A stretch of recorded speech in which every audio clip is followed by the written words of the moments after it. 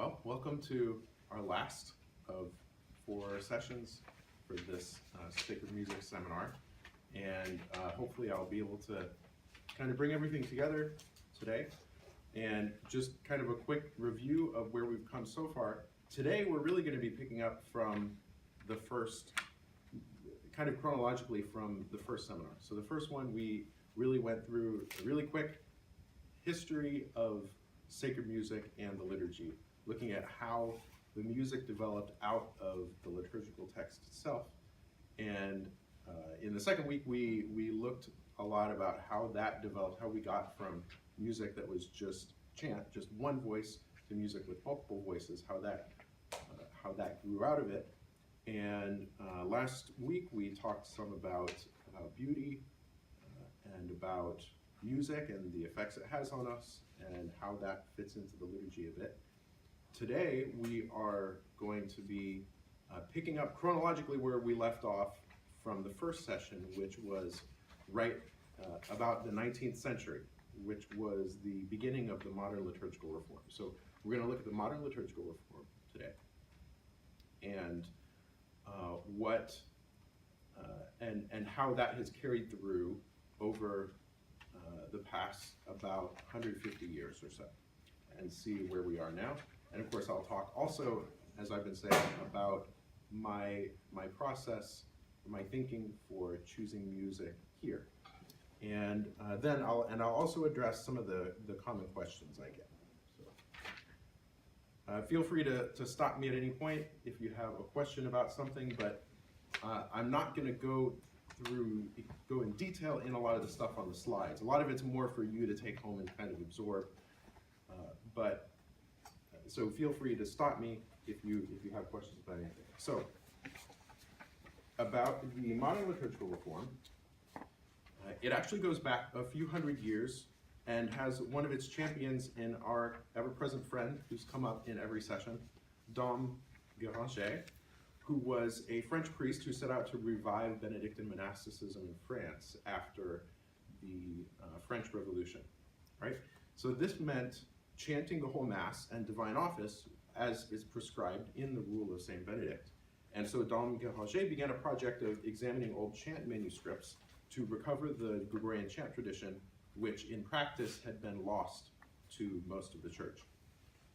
Monks at his abbey, the Abbey of St. Peter in Salem, developed a science of semiology, or that is, it's a way of interpreting the signs which were marked in the oldest chant manuscripts. If you remember, if you were at the first or the second session, we looked at some of those, saw what some of those markings were over the chant manuscripts. So they eventually published new versions of the Church's official chant book for Mass with the blessing of the Vatican. That book is called the Gradual, or as it's mentioned here, the Graduale Romanum. We'll talk more about that later today. So that, believe it or not, is actually the official music book for the Latin Rite for the Roman Catholic Church.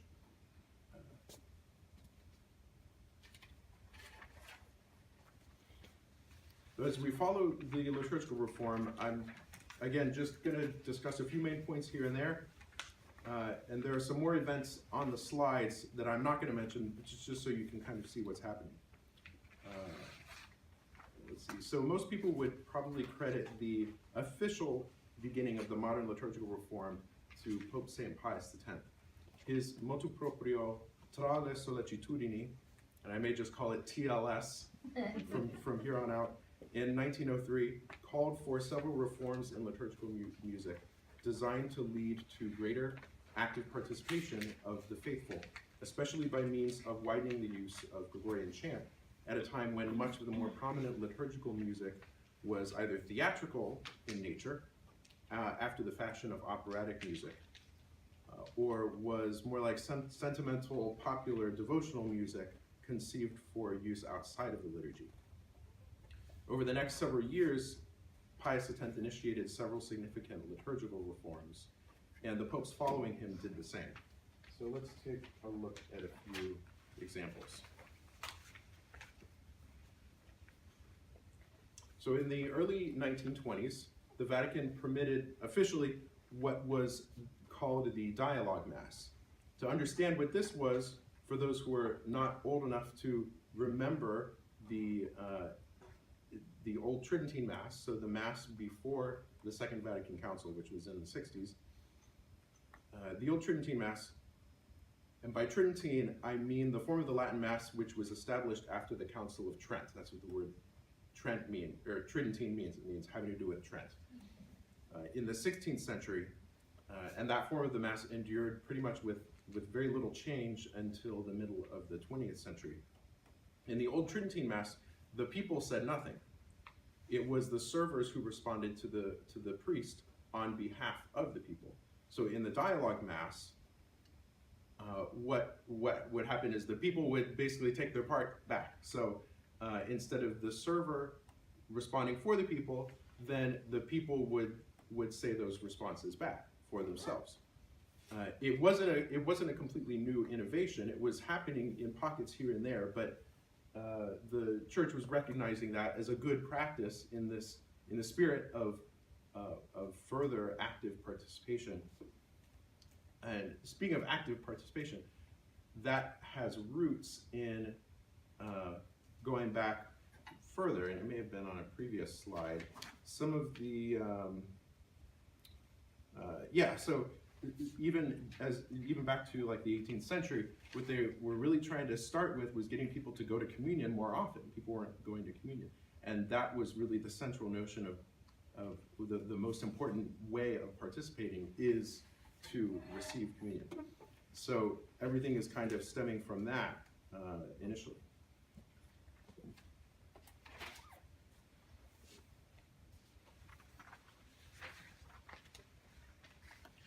Going forward into the 40s and 50s, some additional steps are listed here, and two things I want to mention. So again, one, regarding active participation,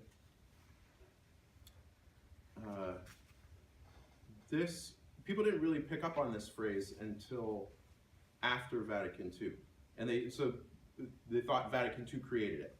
And what I just want to point out is that the term has a long history and a fairly comprehensive meaning, which I will discuss more a bit later.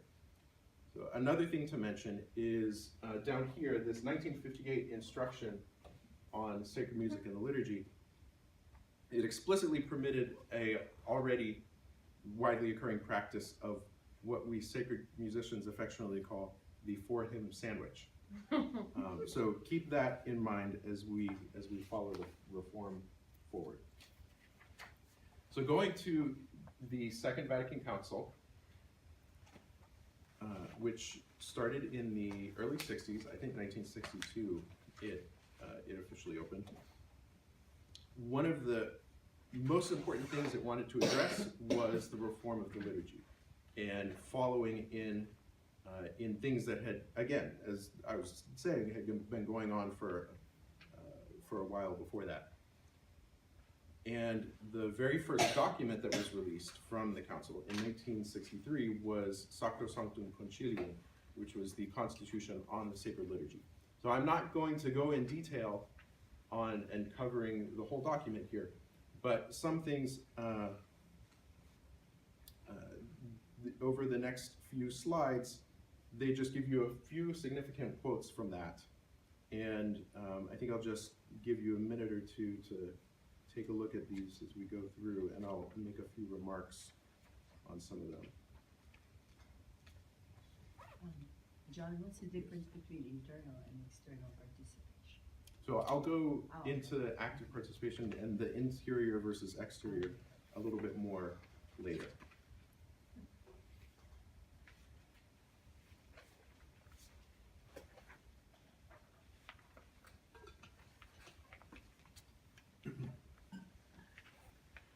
So I get questions about Latin also. So why Latin? It's widely thought, for some reason, that Vatican II got rid of Latin.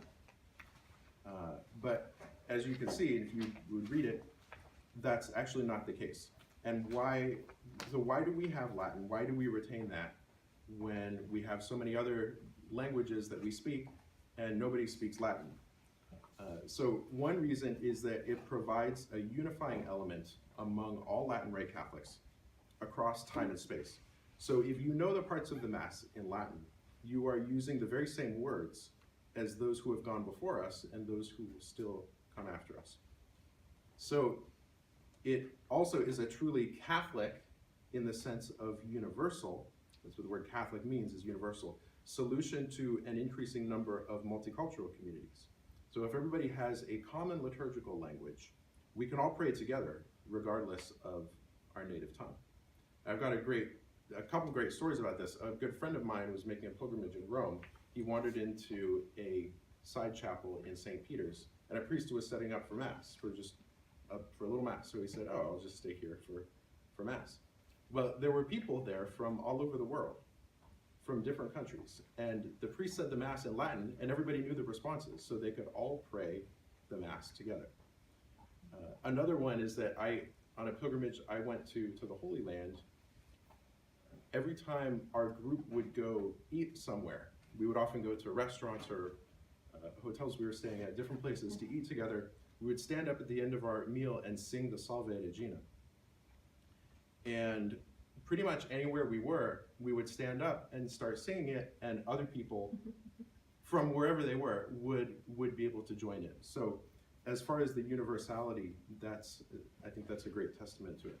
So what happened? I mean, that was kind of a cool thing about being a Catholic, the universality of the language. Right. And then it's all vernacular, not all, but it wasn't Second Vatican Council, or it was? What kind of made that shift or allowed it to be that way? Well, the Second Vatican Council did permit the use of vernacular. In practice, it pretty much everything turned over to the vernacular. So, and a big problem was the permission of wide experimentation and kind of a lack of communication as things were going on. But when we look at the timeline later, I think that'll help to make that a little clearer.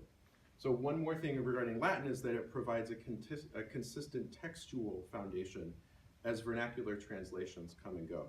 So as you probably know, the Roman Missal was retranslated several years ago, and in 2011, the words that many people had known as the Mass, including me, since the 1970s were suddenly gone and replaced with a very different style of translation, a different way of employing the English language even. But while vernacular language and even linguistic philosophies will evolve over time, the Gloria, for instance, in Latin will always be the same.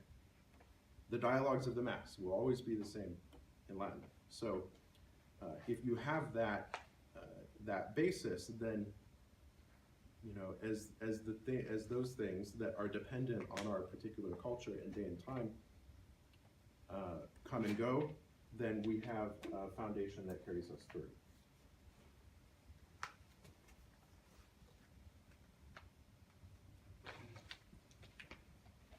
A few things about Gregorian chant.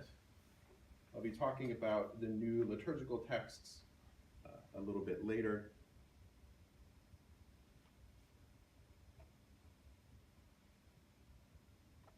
Of course, we've talked about a lot about chant in the first session, in the second session, so I'm not going to talk a lot about it per se here, except as particular questions come up.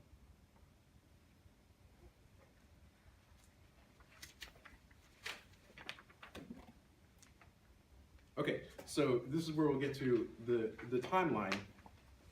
This shows a timeline of a few significant developments. There's an error in your handout. It says for the Graduale Simplex that it's 1988, but it's not.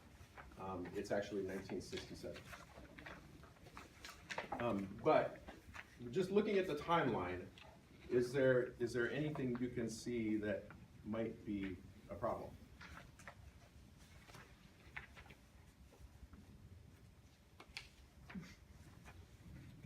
Piecemeal permissions to implement parts of sacrosanct concilium and experiment. All right, yeah. So first of all, somebody is promoting experimentation in the 1960s. I was like, I was gonna say, it all happened in the sixties and So- seventies, so. Now, was there supposed to be oversight over the experimentation? Yes, there was. In theory, certain things were supposed to be officially requested and officially approved. But in practice, as a priest who was in the seminary at the time told me, he said, 1 week for Mass they were singing Gregorian chant. The next week there was a band singing Peter, Paul, and Mary. So one thing, if you look at the timeline, so we have, oops. Touchscreen. Wow. Here, Oh, It's back, okay. it's back. it's Okay, it's weird. I won't touch it. It's super weird. But It's smarter than I am. That's funny. Last time I had it hooked up, it wasn't smart enough. let me unplug something. Just Is it the just keep USB talking. one? Yeah, possibly. Okay. Should render it dumb. Okay. Yeah, you're good. Okay, all right. Sorry about that. So, the Sacrosanctum Concilium has some explicit new instructions on the revision of the liturgy, the revision of the liturgical books. And right away, some of those start to take place piecemeal. But if you follow, and in my office, I have a massive volume of the newsletter from the Bishops' Committee, the U.S. Bishops' Committee on the Liturgy, and it goes all the way from like 1963, right when this happened, up to 2003.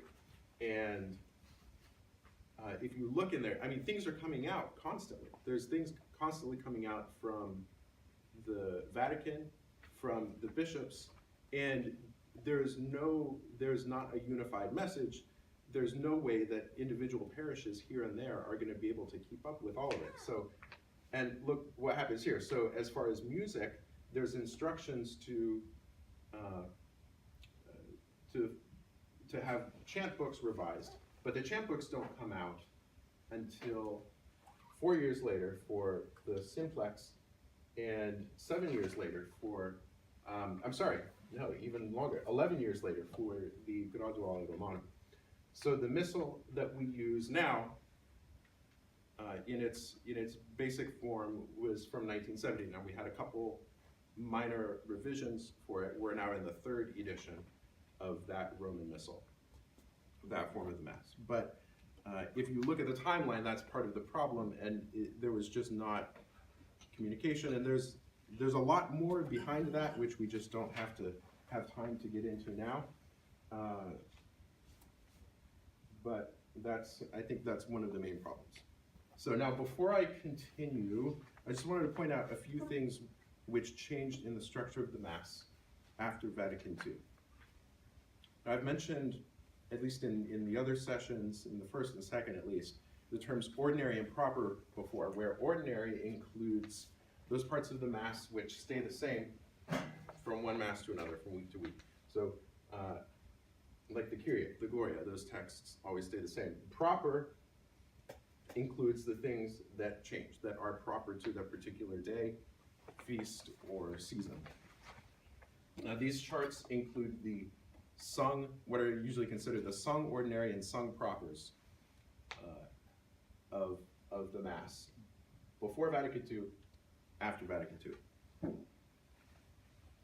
So you can see that the Mass after Vatican II, the liturgical books after the Council added the option to replace the prescribed Gregorian chants, and I'll talk more about those later, like the introit, offertory, communion, with other things. So introit is still there. It's still prescribed, but there are other options. Most places we sing a hymn, and I'll see where that fits into what all the other options are for. The gradual was a very elaborate chant that would be sung by the choir or a few soloists from the choir. Essentially, it was a responsorial psalm in form. In practice, it was not the way we do the responsorial psalm now. So the responsorial psalm was brought about, but note that it did not come about with its own music. Okay, so these other things we've received a musical tradition. And the added things we did not. Okay, so anything that's a responsorial psalm is a new composition after Vatican II. So I think that's in some ways an important distinction to make. The memorial acclamation, which we consider part of the Mass Ordinary, the sung Mass Ordinary now, that was created completely new in the 1970 Missal. Okay, now getting into the liturgical books again, these next few slides describe the main ones.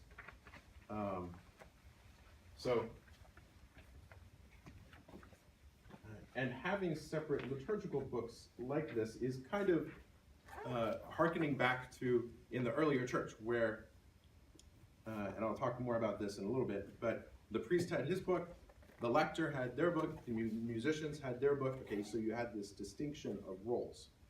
And that goes into active participation, which we'll see in a few slides. So I have all of pretty much the main new liturgical books here. I'll go through them as we go through. So we have the Missal. This is the priest's book, okay? I have the one with the ugliest art on it, because it was also the cheapest. And this is the 3rd edition of the Roman Missal. What do I have next? Okay, the lectionary. Here's the lectionary. You'll notice it doesn't have the text of any readings in it. Okay, so the lectionary for the Mass, it just has lists. This is what the oldest lectionaries were. They were just lists of readings, lists of responsorial psalms and verses, and then it's up to local bishops' conferences to have a translation approved and to compile the actual practical use lectionaries. Okay, so that's just sort of an interesting thing. Okay, this book is the Ordo Cantus Missae. This has the complete assignment of Gregorian chants for the liturgical year. Now, again, like the lectionary, for most of this is just lists. But because the liturgical calendar changed, and we had a new lectionary, for instance, there's a 3-year lectionary, whereas before in the 1962 Missal, there was not a 3-year lectionary, it's just 1 year. There are some newly composed chants as well. So following in the Gregorian tradition. So most of this is lists, but here and there you see newly composed Gregorian chants. The actual practical book for that is this. So this is the choir book for the Latin Rite. It's the Graduale Romanum, which takes its name after one of the oldest chants of the Mass, which is the Gradual. So this contains all of the Gregorian chants that have been received by the Church and now assigned to the revised Missal after Vatican II. If you're also curious to see, I have a Graduale triplex, and if you remember what I was talking about, the revision of, or the semiology, going back and looking at the Gregorian chant signs and the revision of the chant books by the monks of Salem. This is the Graduale Romanum, but what they did, you see some scratches in here above and below the square notes. What they did was they transcribed in the actual old neumes from some of the old manuscripts to see, okay, so where did they get these, what was their logic on forming the chants for the square notes, and to help nuance that a little bit better, looking at the old neumes. So, just an interesting point. The Graduale simplex. So this was designed for smaller churches that don't have the resources to be able to prepare the Gregorian chants in the Graduale. And they also have chants for the processional parts of the Mass, for the introit, offertory, they have chants for that are very short, simple antiphons.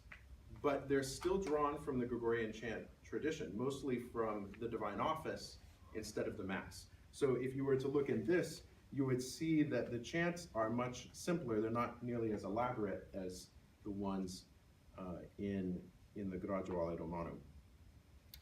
And instead of having one assigned to each day of the liturgical year, they're seasonal. So it would be kind of a really useful book, but nobody ever used it. I don't know of a single parish that I heard of using the Graduale Simplex. Again, part of that, yes. I just thought of this when you were talking about the Ordo, when I've called you in a panic in the past and been like, oh my gosh, what chants am I supposed to do for this random day? You say, let me check the martyrology. Can you tell me how that factors into things? The martyrology is the list of all of the saints who have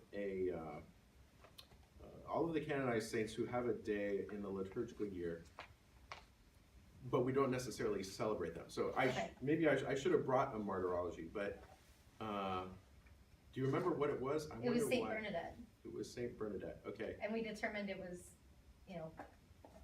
non-martyr, virgin, Oh, female okay, virgin all right, non-martyr or something so, like that, but. Yeah, so that would tell you what? if for a particular saint what category Of they liturgy for fall in, Okay. because that would determine what chants you would use. Okay, That's right. alright. Yep. Thanks. I just remember that moment of panic and, Yeah, it can be That's an interesting game sometimes. Figuring that out. Okay, so liturgical books. Okay, so I think the next few slides pretty much speak for themselves. And the first describes several problems, to state it mildly, with what happened concerning liturgical music after Vatican II. So I will just let you read that for a moment before we go on to look at how, from the very beginning, popes recognized the problems and were attempting to implement the liturgical reform properly. Yes. It's in kind of a case where nature abhors a vacuum, because they stopped in '62 and there was nothing there, so people came up with something. Right. Not cool, not good, but they wanted something. Yes. Does that cause a lot of these problems? You think? Absolutely. Okay. Yes. And another thing, now some people who might have an attachment or a fond memory of the old liturgy will paint it in a better light than it really was before the council, okay? So it's not like everything was going along perfectly and then Vatican II happened and it all went kaput. Well, they did what they did for a reason, right? There was a need for a reform Exactly. at the time. Exactly. It wasn't implemented the way that Right. humans would accept Right. and adopt and not create their own stuff. Yes, and there was a term that was thrown around a lot after the Second Vatican Council was the spirit of Vatican II. Okay, so the spirit of Vatican II was basically creating a new theology, a new ecclesiology, a new basis for church theology and worship based on Vatican II. And what it essentially did was ignore everything that came up to that and say, we're in a new era, we're in a new age, and this is our new church, this is our new truth. And in practice, if you saw changes as drastic as the priest I mentioned before, then it probably felt like that too.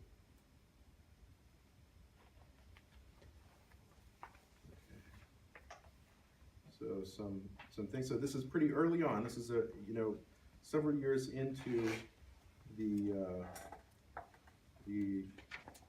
experimenting and kind of partial implementations of parts of Sacrosanctum Concilium.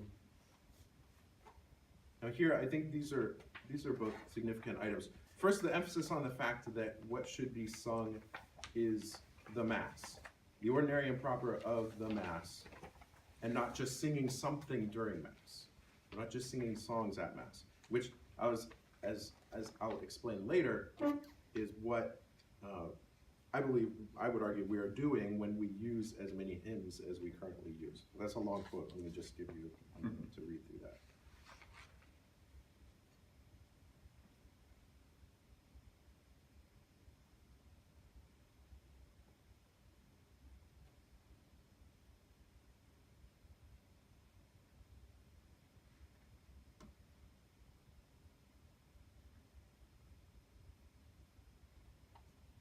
Okay, so let me address a part in the middle here where they're talking about motets that are reverent and devout. Now from week 2, if you were at week 2, you know what a motet is and how that is something that developed out of adding more voices to the chant and was pulled out as its own kind of sacred piece. And what they're saying is just because, even if what you're adding in is beautiful and sacred in its own way and devout, doesn't mean that it's fitting for the liturgy, okay? The other thing down here at the bottom, Pope Paul VI, recognizing that there was widespread abuse in sacred music, commended to the bishops a little book of Gregorian chants called Jubilate Deo. So that's here. Again, if you want to take a look at these, you can look here. Basically, he said, please, at least make sure everybody knows this little collection of essential chant repertoire. Can you pass that around? Do you mind? Sure. When you say everyone, you mean the choir or everybody? Everyone, yeah. I just want to see how much in. Yeah, I was gonna say, I bet you're like maybe a third. Probably get like 4. But I'm sure there's some in there. So everybody, 90-something% of Catholics I know anyway know Sanctus, Sanctus. Okay, so that's one of those in there. Agnus Dei, qui tollis peccatus. Okay, so some of those basic chants you know. The Regina Caeli is in there. Regina Caeli, letare, alleluia. The Ave Regina Caelorum that we're singing at the end of communion now. That's in there. So, okay. The chants after communion, are they meant to be sung by the whole congregation or not? It's an option. Okay, so what it says in the general instruction to the Roman Missal is actually, you know what? I'm going to save that because I have a slide later that will be able to explain that a little bit better. Good question. Okay, these are just some additional quotes here.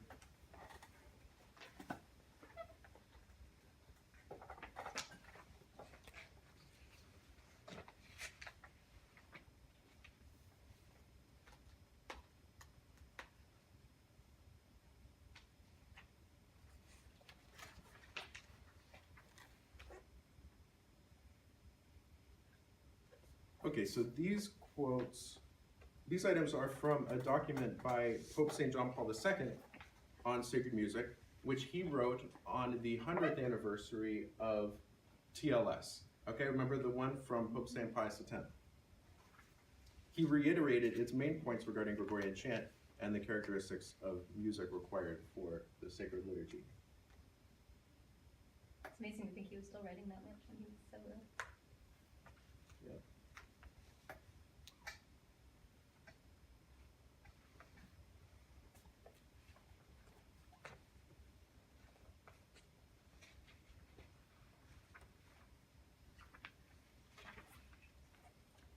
Okay, and more recently, Pope Benedict XVI widened the use of the Tridentine Mass. So the Missal of 1962, now we call it the Missal of 1962 even though it's the Tridentine Mass because there were revisions, relatively minor revisions to it through the years, all the way up until 1962. Remember 1962 was the beginning of the council, so then the complete revision was after that. But when I say the Missal of 1962, that is the Tridentine Mass. That's the old Latin Mass from before the Second Vatican Council. It was actually never abrogated. So although its public use was severely limited, it could always be said privately. So Pope Benedict XVI called the new Missal, the one after Vatican II, he now referred to this as the ordinary form, and he called the 1962 one the extraordinary form. Okay, so two forms of the Roman Rite, of the Latin Rite Mass.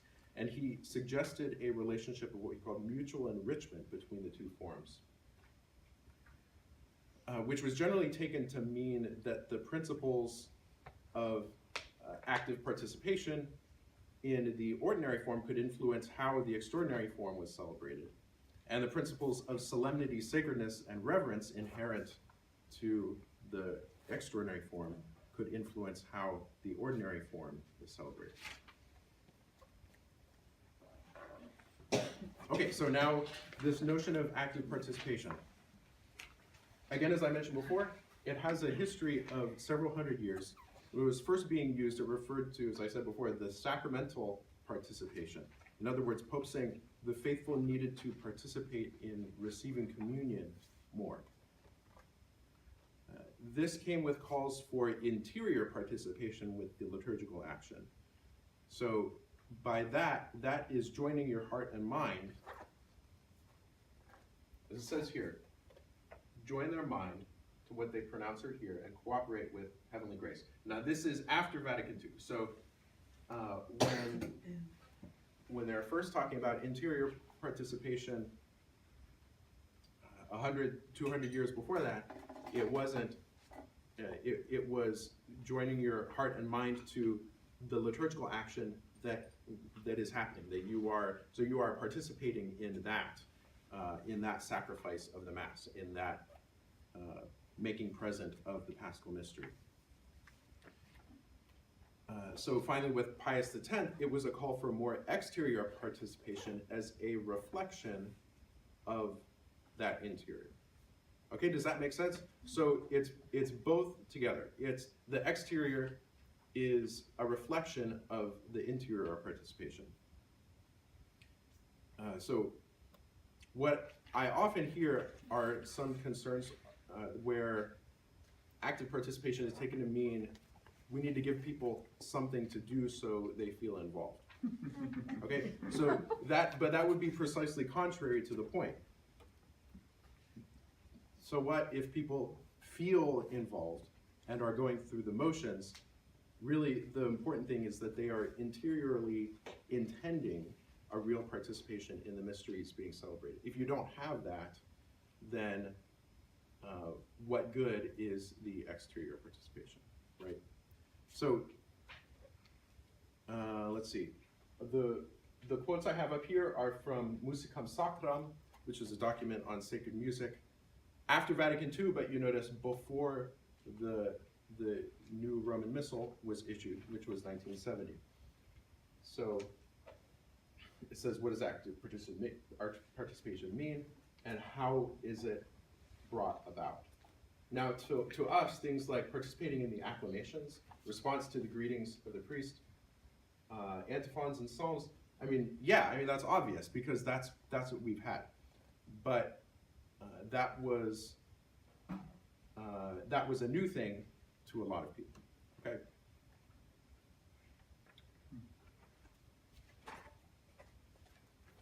So going on. So on the previous slide, in one place it says people should be led to a fuller, indeed a complete participation in those parts of the singing which pertain to them. So it wasn't just participate in something, it was people have different roles to play in the liturgy. You have the priest who offers the prayers and offers the sacrifice on behalf of the church. You have the deacon who proclaims the gospel. That is the central role of the deacon, to proclaim the gospel. You have the lectors who proclaim the word of God.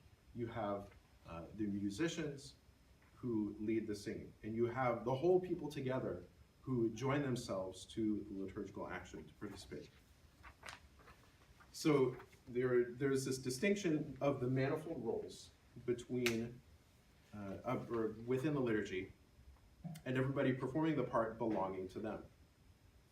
And a principle that's mentioned again and again in the documents is that the hierarchy of what is most important for people to participate in, or in that hierarchy rather, the entrance, offertory, and communion processions are the least important. But most people think of Catholic church music in terms of what kind of music is done at those times. So usually you think of what is the music like at your church. You're really thinking about, okay, so what are you singing at the entrance? What hymns or songs are you singing at the entrance, offertory, communion, and recessional? So but those are the lowest tier, really, of what's most important to sing. The parts that really belong most to the congregation are the ordinary. So to me, that means one of the most important things to do is build up a repertoire of a lot of mass ordinaries that can be, and they can reflect the feast. The music books reflect this too, because these books have an extensive, what's called a Kyriale. Okay, if you take it's taken from the Kyrie. The Kyriale is it's a section of, it's basically a collection of mass ordinaries, okay? So the Vatican has recommended mass ordinaries to do for different times of the liturgical year and for different feasts. So that's just kind of a paradigm shift for some people, is thinking about what's the most important thing to sing at Mass? What kind of emphasis is placed on that? All right, so now at this point, I'm going to describe in general terms how I choose music. First, I have a 2,000-year-old tradition to draw on, and some explicit legislation from the magisterium. So that is a given. But beyond that, a significant principle is that the primary liturgical music of the church, since the beginning, is unaccompanied plain song. In other words, a cappella chant. Okay, that's what really music means primarily for the church, is the music that grew out of the text itself, the chant. Another principle is that the universal language of the church, Latin, is to be preserved, at least in some cases. There are parts of the Mass, particularly the ordinary, or at least parts of the ordinary, that everybody should know in Latin. And it makes sense for the ordinary because you know the text in English really well. So if you learn it in Latin as well, over time you'll see the relationship between the two. You'll see linguistic cognates, which will connect the two for you, so that when you're singing it in Latin over time, then you'll know it just as well as when you're singing it in English. So regarding hymns, as we'll see on the next slide, what I'm actually doing when I'm selecting a hymn is I'm replacing a prescribed text of the Mass with a text of my choosing. So I am choosing what text the congregation is going to be praying in song at 4 points in the Mass. And if you think about that for a little while, you will understand how significant that is. So, in fact, if you sing all the verses of all the hymns at Mass, the words that you will be saying at Mass will be more based on what I choose than based on what the church chooses for you. So the first question is that right? Does that make sense for me to do that? When the priests can't even change the prayers of the Mass. They can't change the collects. Now, this task has, for better or for worse, been delegated to me and to music directors around the world, right? So I take that very seriously.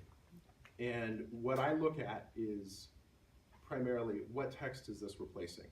What text from the prescribed text of the church is this replacing? What hymn do I have in our repertoire that best represents that? And I'll show you in a minute why that's difficult as well. John, when you say what you're replacing, what are you replacing? Okay, I mean, so you have the power to have us sing 4 songs, and that's a big burden. I got that, right? So you're replacing what we. that's right. Right. So So right why here. wouldn't we just not replace it? I think that sounds like a great idea. And you'd be out of a job. And- no, it's I would, not no, good for you. not, it would make my job a lot easier in some respects. But that would be, I think you should tell the priests that. And I don't say that because I think they're opposed to it. It's just that we're looking at the reality of where we are now. And, you know, I've been here a little over a year, and there's, you know, so people notice there's more chant. Now there's, in a lot of cases, we're singing some things a cappella. This is, it's not an essential change, but it's a change, and some people are concerned about that. So that would be a drastic change. And so I think some preparation is required for that, to see when and if that would be a good choice. But if they hear it from other people besides me, then that helps too. You know, why are you taking away the prescribed texts of the Mass and replacing it with these songs? So this will go to your question about about communion. But first, before I get to that, so this is an example of some specific legislation on church music. So when I talk about, again, when I talk about replacing the prescribed text of the church with a hymn, this is really what I'm talking about. These are the options here. So let's look at it. This is right from the general instruction of the Roman Missal, which is some additional rubric information about the Roman Missal. And this pertains to the entrance chant. Okay, so what can you do for the entrance chant? Let's go through these. Number one is actually two. And this is another aspect of confusion, is the general instruction is not clear on this. It says the antiphon from the Missal, now the Roman Missal, the priest's book, has its own entrance antiphons. These are the antiphons, if you have your own personal Missal and you look at the entrance communion antiphons, that's from here. Okay? But they don't have any music. So it says an antiphon from the Missal, or the antiphon with its psalm from the Graduale Romanum. Okay, so so option number one is sing the entrance chant, either from the Graduale Romanum or from the Roman Missal. If you're going to ask me, are they the same? The answer is most of the time. Sometimes they're not. Why would they be different? I don't know. Okay, number two, an antiphon and psalm of the Graduale Simplex for the liturgical time. Okay, so we went through the Simplex, that had the seasonal chants, right? Again, the one where I said nobody has ever done this. Number three, a chant from another collection of psalms and antiphons approved by the Conference of Bishops of the Psalms. I don't know what this is. I've never seen one, and I don't know of anybody saying, oh, we do option three. Pretty much what's done in the vast majority of places, Catholic parishes, is select some other psalm or some other song that's not part of the liturgy, okay? Except for the part about approval, because, except in a few very rare individual cases, the US bishops don't really exercise any approval authority. So if anything says it's approved by the US bishops, like a hymnal, it means that they wrote to the Committee on Divine Worship and said, hey, can we print this book of songs? And they said, We don't care. well, yeah. I said, oh, okay, well, it's approved. So now going to your question about communion, the options for communion pretty much are very similar to this, with one exception, and I'm just going to go right to it. Let's see, so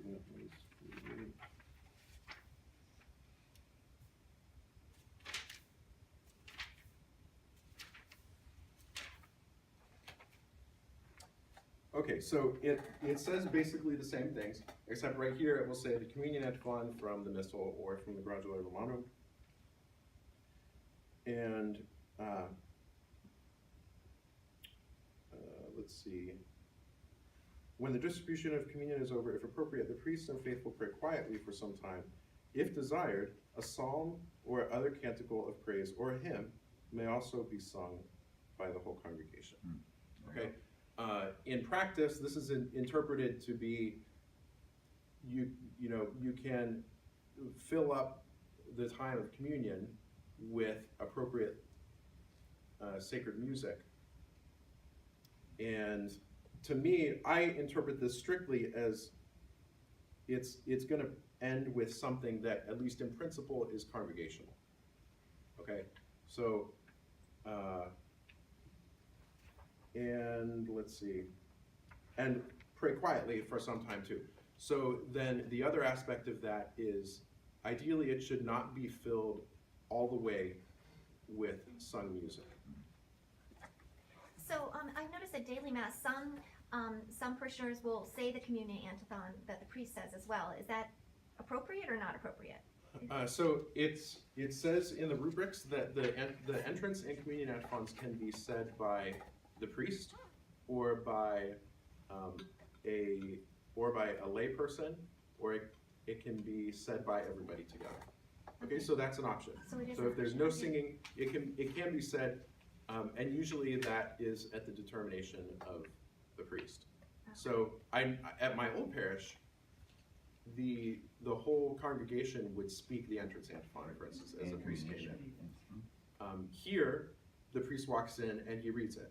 So they're two equally legitimate options according to the rubrics. Okay. Okay, so now going again to talk about hymns. Okay, good, we're doing well on time. By now you probably know I'm not a big fan of singing so many hymns at Mass for the reasons we've already been talking about. But there's some other reasons as well, and they all relate to the fact that hymns by their nature are written to be sung in their entirety. The Gregorian processional chants, on the other hand, are written to be adaptable to the length of the procession without losing anything of their integrity. And especially if you have priests like we do these days who zip down the aisle during the entrance, if you have the simplex, especially, they're short antiphons and they have accompanying psalm verses. So you could sing a psalm verse and then end with an antiphon. You could sing a couple more psalm verses. You can extend it as much or as little as you like, and the psalm verses are such that ending anywhere in it doesn't lose its integrity. Now, generally priests do not want to wait a long time when the liturgical action is finished, and rightly so, because remember, the music, as Vatican II said, is supposed to match, it's supposed to serve the liturgical action. So when you have a hymn that is really meant to be sung in entirety, incomplete thoughts. This is one of the biggest struggles I have, because a hymn often has a theological and poetic integrity that climaxes at the very end. Or it may be the case that when I'm looking through to find a hymn that best matches the sense of the liturgical text it's replacing, that doesn't come until the fourth verse. I'm like, okay, are we going to get to the fourth verse? Sometimes I'll talk to the priest before Mass and say, it'd be really great if we could go at least up to verse 4 today. And they'll say, yeah, that's fine. But, it doesn't always work out. So generally, if I'm concerned that the full thought is not going to be expressed, and to be honest, I'm not sure that many people who are singing the hymns pick up on this. I don't know how many people are paying attention to what they're saying. Hymns are a lot of words. It's a lot to take in. So I don't know, but so that will limit what I choose for different parts of the Mass. Now, as often as possible, I will sing an entire hymn. So communion, I pretty much have control over. We'll do the whole hymn. Recessional, we'll do the whole hymn. That's not even technically part of Mass anyway. It's connected, so it should have some connection. But at the dismissal, go in peace. Thanks be to God. that's the end of Mass, right?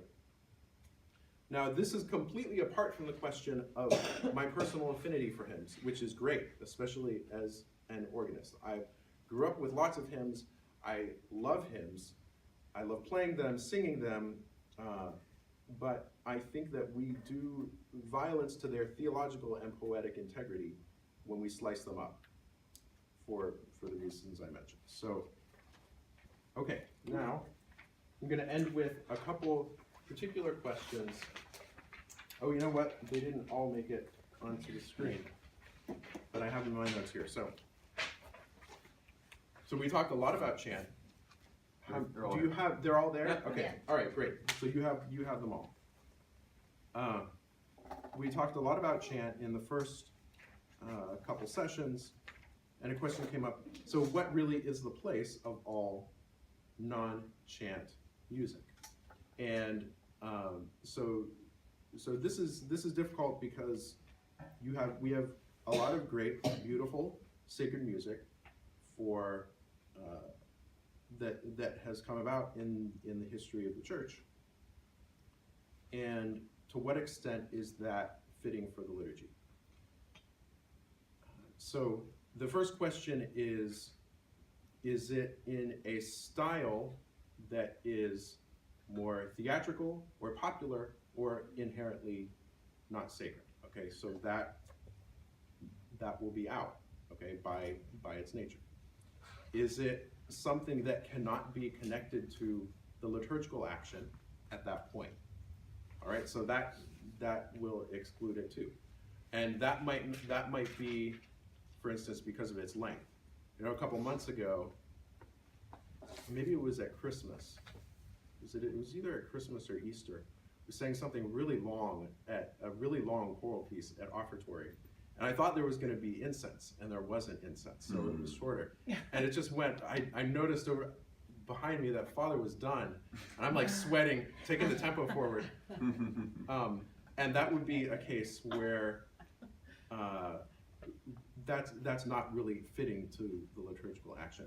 On the other hand, I went to Father afterwards, and I apologized to him for it, and he said, "Oh, that's okay. It was so beautiful. I just felt myself transported in prayer." Okay, so that takes Was us that Christ to. the King? Was it Christ the King? Yeah, Okay, the Stanford. all right. Oh yeah, Yes. okay. Was I the didn't Te get to sing Deum? because I was sick. Yes. The Te Deum? Yeah. Yeah, I definitely That was really remember long. you looking nervous and me Yeah. being like, you've been done for a long time and we still I got know. 2 pages left. Yep. It just keeps So, but Father's response to that takes me to another aspect of it, which we talked about last week, which is beauty. And the fact that, taking into consideration all of the requirements for the music to be able to serve the liturgical action, I see that the place for, an important place for all types of music, really, is that the beauty can lead us to be aware of the divine, all right? A really great thing I would encourage you to read is John Paul II's letter to artists, where he talks about, it's not so explicit about liturgical art in particular, but he talks about beauty and its capacity to connect us to the divine. So that's one thing. All right, why no organ lately? This seems like it would be appropriate for Lent, but it should say not ordinary time. I think that was cut off, at least on my page anyway. We're good. We had it. You're good? Okay. Appropriate for Lent, but not ordinary time. All right, so this goes back to unaccompanied plain song being the central form of music for our liturgy. And when people aren't singing, then what I find is they need to find their voice. And a great way to do that is for people to realize, if I don't sing, it's not going to happen. Now, lately, really because of just scheduling issues with cantors, I've had no cantor at the 5:30 Saturday evening Mass. When I go to the organ, I sit down, I start playing the hymn, and people realize, if I don't sing, the music's not going to happen. So with a cappella singing, then some people sing, and then more people sing. The thrill of a whole church singing together on its own impetus is something that can draw us deeper into what we're singing. And as the church has said several times, one of the roles of music is unity. Okay, so that helps with that. So that's why now, as far as the comment about Lent, that's very good, because the general instruction of the Roman Missal actually says the use of instruments is to be prohibited during Advent and Lent, except what's minimally necessary to accompany the congregation. Okay, so but now in particular, why are we doing unaccompanied? It's to help us find our voice. Okay. Okay. Why is the music so depressing? I don't feel joyful when I leave Mass. We talked a lot last week about how our feelings, our emotions are overdetermined, which means that there's a lot of causes that go into how we feel. And we one of the things we talked about was the disposition, our personal disposition in coming into the Mass. Now, I have posted the video from last week, and I also posted a 10-minute little summary of it, because I think that last week I got away from my notes too much. There was a lot that I didn't quite tie together the way I wanted to. So if you were there last week, or if you weren't, I would encourage you to go, and that's posted on the website now, to look at last week's video. Just scoot to the last 10 minutes, and I'll draw together some of those themes. But joy is, if you think of the fruits of the Holy Spirit, okay, that's charity, joy, peace, patience, kindness, goodness, generosity, gentleness, modesty, faithfulness, self-control, chastity. Is that all of them? So, Catholic school, right? 12 years of Catholic school will do that to you. Joy is a fruit of the Holy Spirit. It's a fruit of charity. And so when people say, I don't feel joyful, what I encourage them to do is go to Mass, follow the liturgy carefully, hang on every word. Okay? It's all there for a reason. It's not just there for us to come in, sit down here, stand up there, kneel there, say a few words here, get our Jesus and go out the door, right? All of this means something, and I promise you, I can't promise that anything will make anybody feel a certain way, but I can promise you that the liturgy will be more meaningful to anybody if you take that complete ownership of your own part, that kind of intentional interior participation. That question just speaks to me in the sense that it's so common, it's a kind of a self-centeredness. We're really not at Mass for ourselves. We're there to praise God and really to have reverence. Right. And so it's not about us. It's not how we feel. Like I said, feelings are so subjective. What makes me depressed is when people aren't participating, when people aren't focused, when I don't hear people singing around me. And that's for me personally. Right. So, I don't know. I just think it's a self-centeredness. I think still it's a lack of education or whatever you want to call it.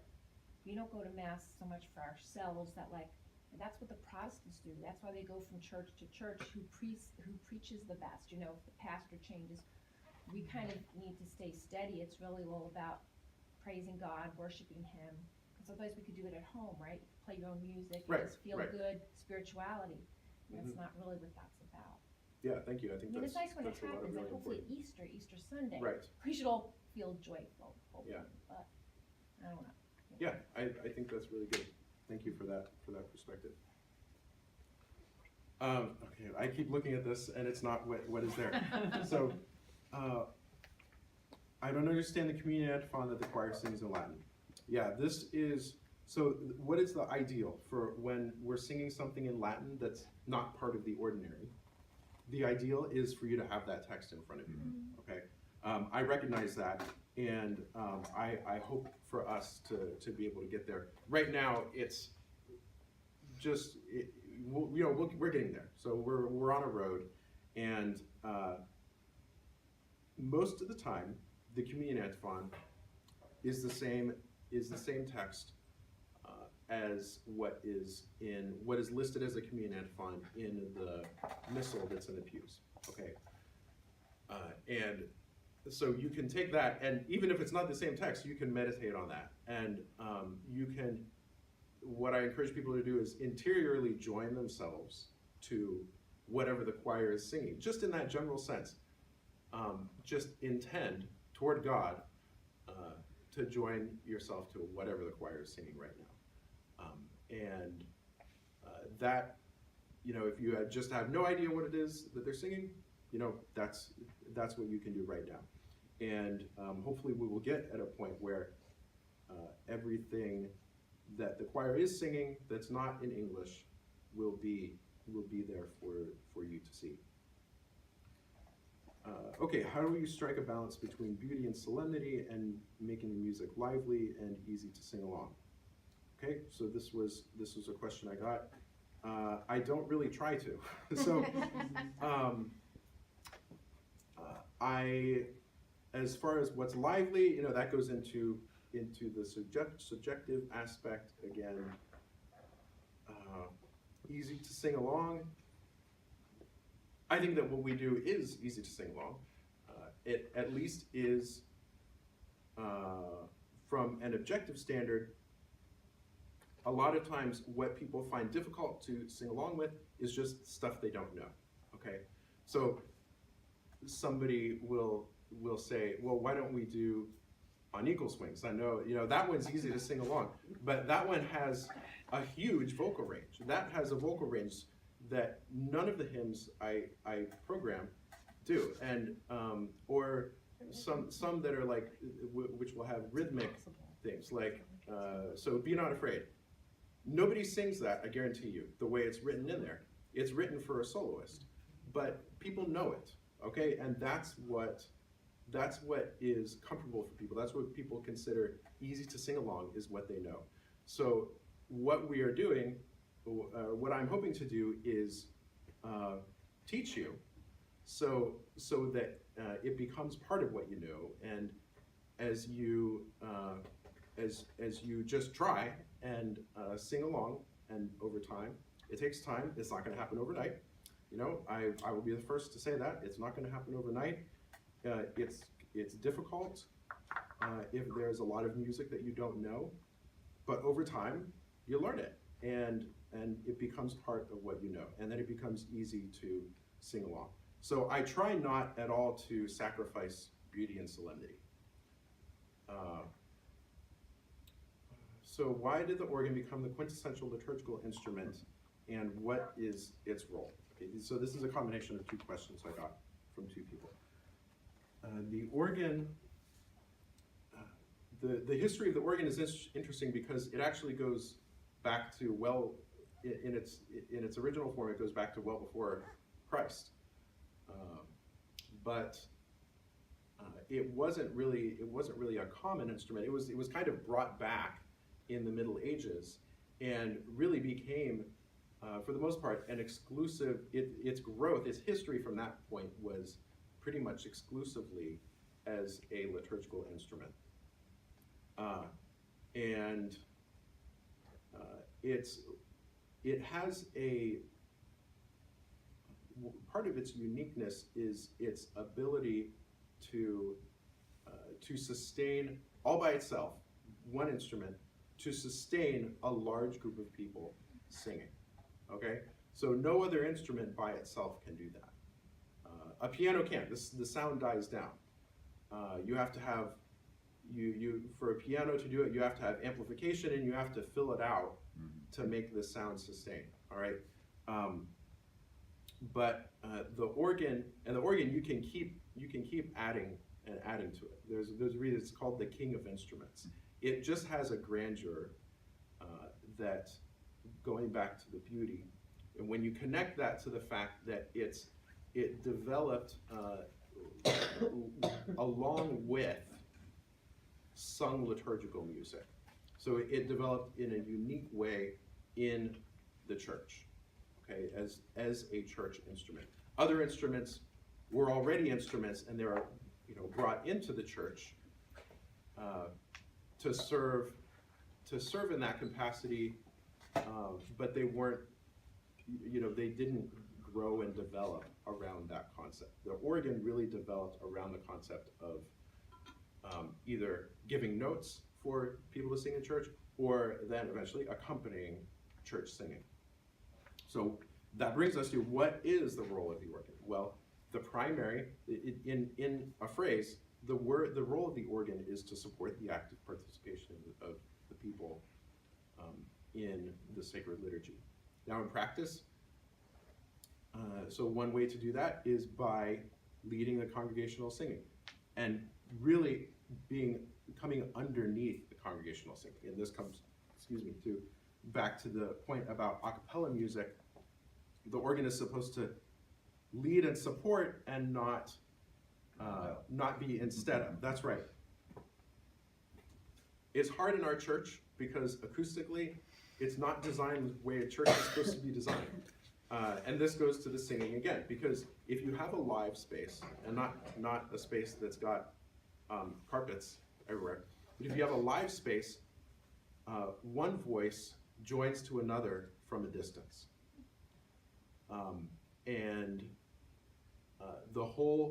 When you're singing in a dead space, you hear yourself and a few people around you, unless it's thunderous. But in a live space, even just a few people singing can fill it, and that draws people more into it. And that would go with the organ too. It's very hard to strike a balance as an organist in a dead space, because whereas in a live space, a few people can fill the church. In a dead space, a few people are completely drowned out by the organ. So then it's like, well, do I really take the registration down to almost nothing, and that takes kind of all of the musical punch out of the hymn, or what do I do that? So it's difficult in our space, but so that's one aspect of the organ. Another is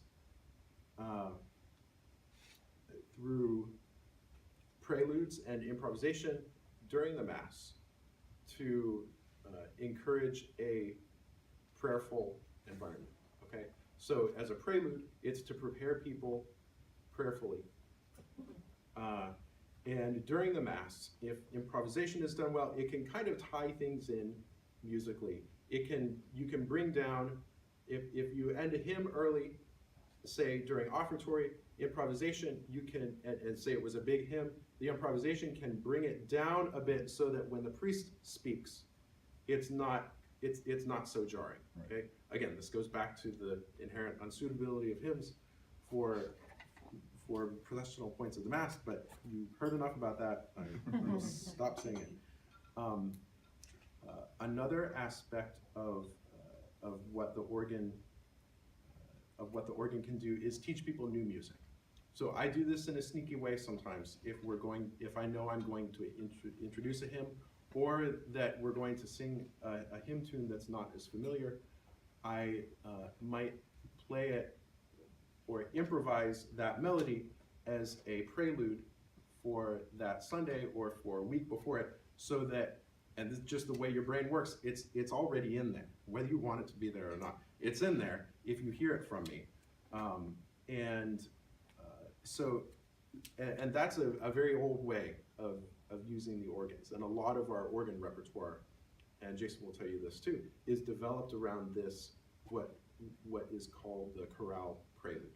And from session 2, you'll know what the Lutheran chorales were, that these melodies of sacred music that developed in the Lutheran Church.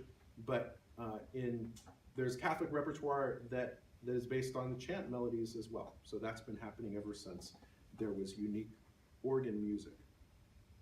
And then finally, going back into what I've referred to before as the apostolate of beauty. Okay, so so hopefully in everything the organ does, it shares to some degree in that.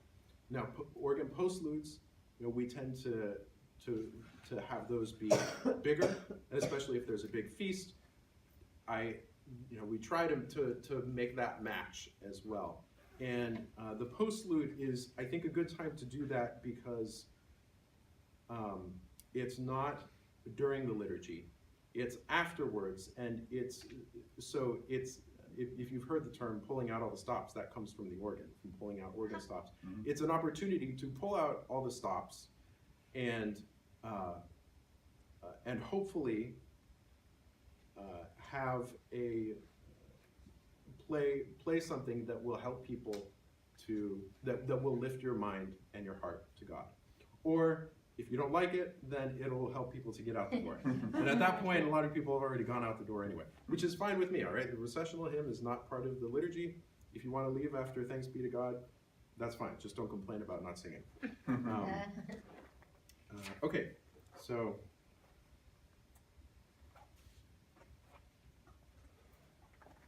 going forward, where does this leave us for today and going forward? The first thing is I want to invite you and anyone who talks to you about liturgy to take ownership of your own personal liturgical responsibility and enter more deeply into it. Every word that the church puts into your mouth, mean it with your heart. Secondly, study more about the liturgy. A great place to start is just the Catechism of the Catholic Church. Okay, there's a lot there. There's a lot of rich food for meditation there. And that will help teach you about the proper disposition for approaching the liturgy. And of course, you will find it most fruitful, I believe, if you sing the parts that belong to you. And by that, I mean, of course, primarily those dialogues of the Mass, whether they're spoken or sung, and the Mass Ordinary. That is your part. The Mass Ordinary belongs to the congregation. So how about for the music of the parish and where we go now? If you ask me what, if anything, worth mentioning would change next, I can't really say. So as I was alluding to before, it's a process of discernment for the parish that is beyond my personal timeline. And that process includes constantly examining our liturgical conscience and doing educational ventures like this, as well to deepen participation. But now you know the basic principles. If the idea of more chant depresses you, the only thing I can say right now is to give it a sincere chance. I've heard plenty of people say after trying it, now I understand, now I get it, now I see why we have this. But I never heard of anybody saying, I really tried with chant, and I just don't like it. And it just doesn't, it's just not appropriate, you know, what have you. So I will just end with these quotes from John Paul II from his apostolic letter, Spiritus et Sponsa, in 2003. He begins with a quote from Revelation. The Spirit and the bride say, come. And let him who hears say, come. And let him who is thirsty come. Let him who desires take the water of life without price. What indeed is the liturgy other than the voice of the Holy Spirit and of the bride, Holy Church, crying in unison to the Lord Jesus, come. What is the liturgy other than that pure, inexhaustible source of living water from which all who thirst can freely draw the gift of God? Every liturgical celebration is the work of Christ the priest and of his mystical body, full public worship in which the faithful take part, with a foretaste in it of the liturgy of the heavenly Jerusalem. This is why the liturgy is the summit toward which the activity of the church is directed, and at the same time the fount from which all her power flows.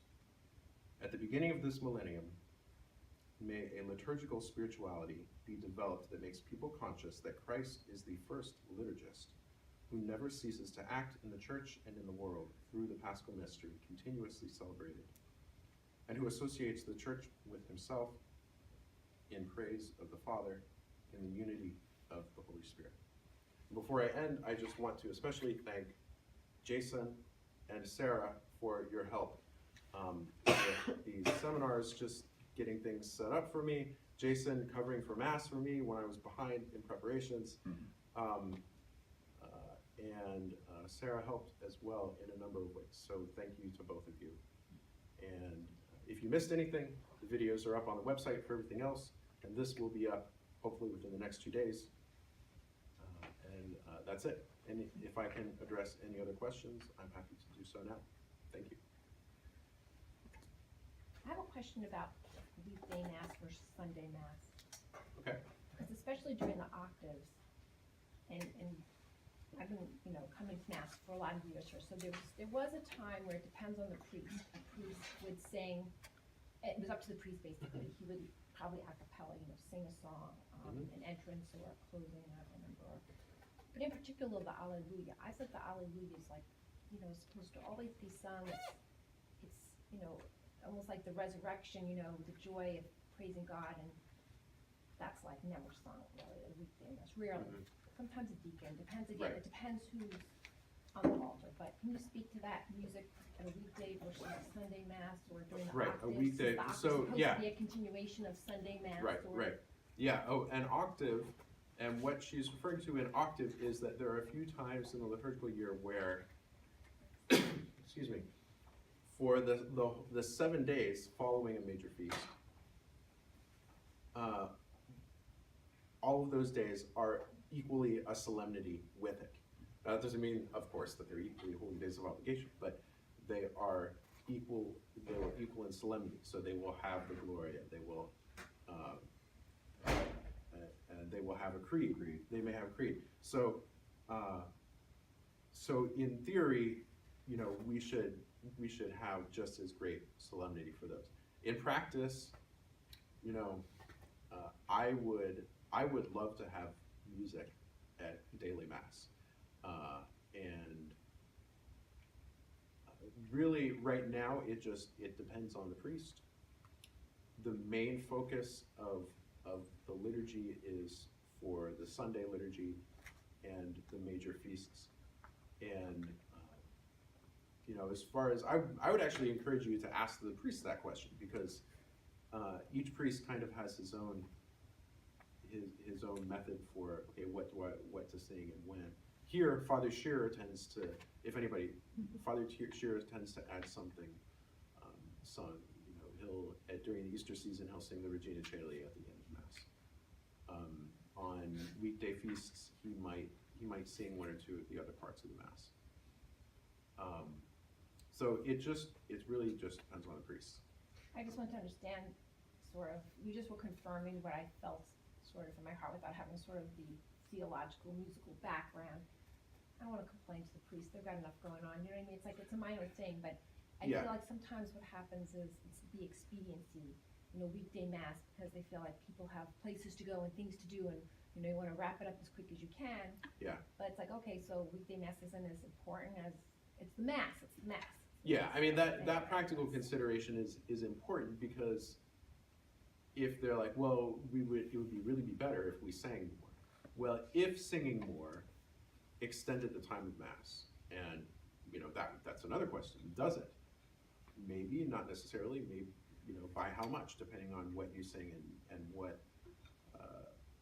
kind of music it is. But it would be, to them, I think a lot of the thinking would be, it would be better to have people be able to come and not say, well, this Mass is always too long for me. I don't get back in time for my lunch break to end, and so I'm just not, I'm just not going to go. Yeah. And so I think right now that's a major practical consideration, that it's just better to have Mass and not let the better be the enemy of the best. I don't mean So. singing a lot and singing, Yeah. opening and closing hymns. It's more the Alleluia, and especially to me during the octave, Right. Christmas and Easter. Somebody talked about depressing. To me, that's kind of depressing. During the Easter season, Yeah.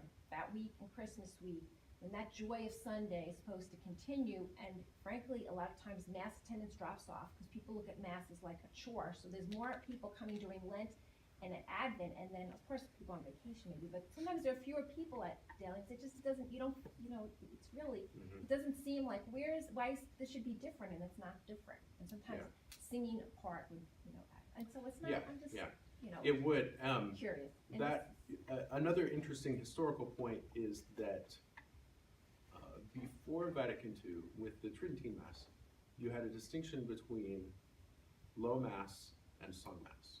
And you had something that was sort of in the middle, which was missa cantata. You had low mass and high mass, and then you had sung mass, a missa cantata. And there was nothing in between. So either the rubric said for a missa cantata, missa solemnis, either everything had to be sung or nothing was sung.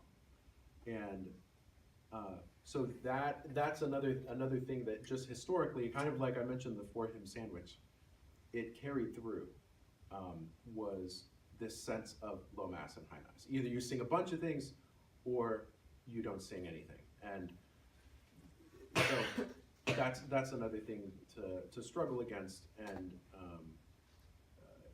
like you were kind of saying, I don't want to put anything more on the priest's plate than it's already doing. And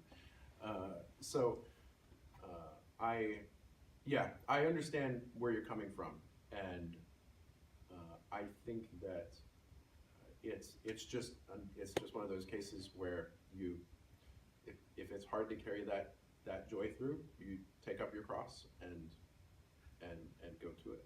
Is there music, like class in seminary, like priests kind of get this? Depends on the this seminary. background? Depends on the seminary. So that was something that Vatican II, that the Sacrosanctum Concilium called for, was education in the seminaries for priests on liturgy and music, and it really depends on the seminary. Some have extensive, and some have almost none at all. So Yeah, they're supposed to all learn Latin too, and they don't. They do. Not right. at So a it lot of varies. seminaries, they Yeah, learn Latin. seminaries are a whole other problem. Yeah. Thankfully, we have good seminaries. I don't know what the nature of the music education is at seminaries right now, or exactly what they're taught or expected to know. I'm not sure.